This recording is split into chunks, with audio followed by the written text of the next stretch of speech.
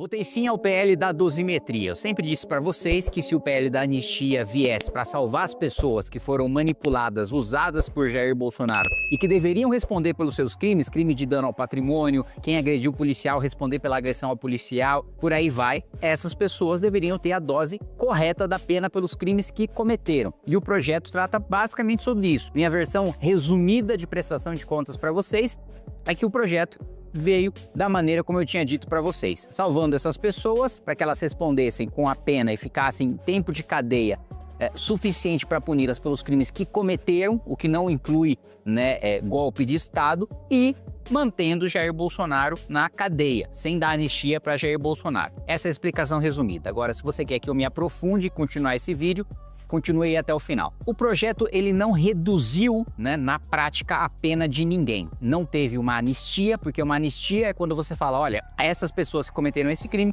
estão anistiadas. Continua sendo crime, a conduta continua sendo crime, a pena continua sendo a mesma, mas nós estamos escolhendo perdoar essas pessoas neste momento da história. Isto é anistia, que é diferente de indulto. Indulto não depende do Congresso Nacional, o presidente da República costuma dar indulto no Natal e é o seguinte, olha, quem cometeu este crime está preso, vai ter um abatimento de pena. Isso é indulto, que é diferente da graça. A graça é o perdão presidencial. Eu estou dizendo, esta pessoa aqui, eu não estou livrando pelo crime, eu estou livrando especificamente pela pessoa. Esta pessoa aqui está perdoada pelos crimes que cometeu. É o que o Bolsonaro fez com Daniel Silveira. Muito bem, a anistia é aquilo que é votada pelo Congresso Nacional. Não foi votada uma anistia. Também, apesar do nome dado para o projeto, não foi votado dosimetria, porque dosimetria significa você mudar o mínimo ou o máximo da pena daquele crime. A pena para o crime tanto de tentativa de golpe como abolição violenta do Estado Democrático de Direito,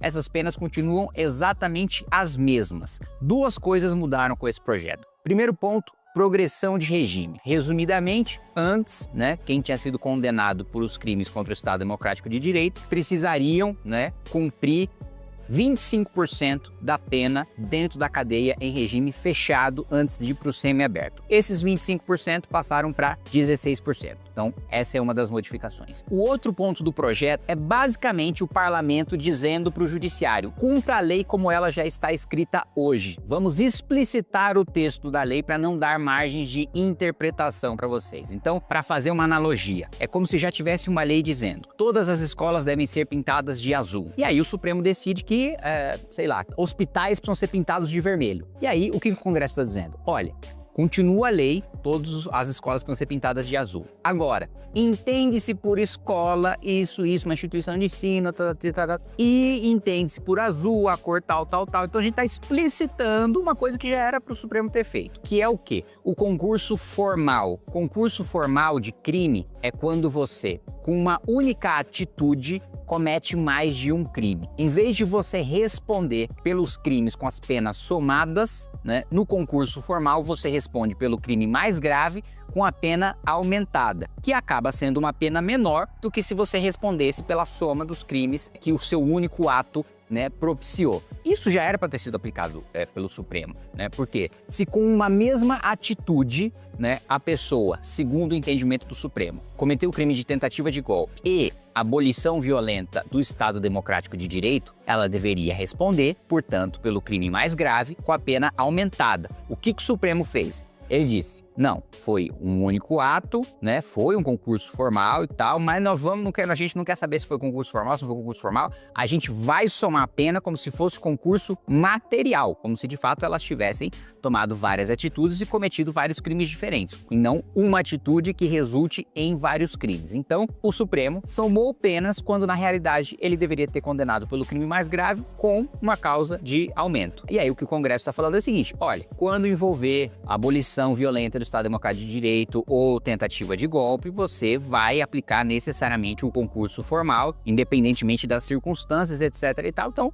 foi basicamente esses dois pontos, tecnicamente, que foram tratados. Detalhe importante, texto de hoje da Lei de Execuções Penais, que trata sobre progressão de regime, coloca, né, nas progressões, na definição de cada faixa de progressão, porque dependendo da gravidade do crime que você cometeu, né, você precisa cumprir uma proporção maior da pena no regime fechado antes de progredir. Hoje o texto, né, da Lei de Execução Penal fala em crime com violência ou grave ameaça. E o relator, né, para tirar a parte do Estado Democrático, os crimes contra o Estado Democrático de Direito, dessa progressão de com violência ou grave ameaça, ele colocou crimes que estejam no título 1 ou título 2 do Código Penal. Quais são eles? Os crimes contra a pessoa, né? Que é uma boa parte dos crimes que a gente conhece, né? Homicídio, estupro, né? E por aí vai. E os crimes contra o patrimônio, né? Como é o caso de roubo, né? Extorsão mediante sequestro. Então, a maioria dos crimes com violência ou grave ameaça estão no título 1 e estão no título 2. Só que há crimes excepcionais, né? Ali 5 ou 6 crimes que, ao mesmo tempo, não são hediondos, não são contra a pessoa e não são contra o patrimônio, mas têm violência e grave ameaça. Então, qual foi uma das preocupações do texto? Está voltado para quem cometeu, né, quem foi acusado ou condenado por tentativa de golpe, crime contra o Estado Democrático de Direito, mas isso se estender para outros crimes, esse benefício processual se estender para outros crimes que não tem nada a ver com 8 de janeiro. Então, foi votado o texto principal, com esses pontos que eu coloquei para vocês, e aí foi votado um destaque, vários destaques, na verdade, para separar, para tirar esse ponto que beneficiava a progressão de regime para outros crimes que não estavam relacionados com o dia 8. Nesse destaque, eu votei contra o texto principal e a favor do destaque para que a progressão não beneficiasse outros criminosos. O meu voto foi derrotado e o texto agora foi para o Senado.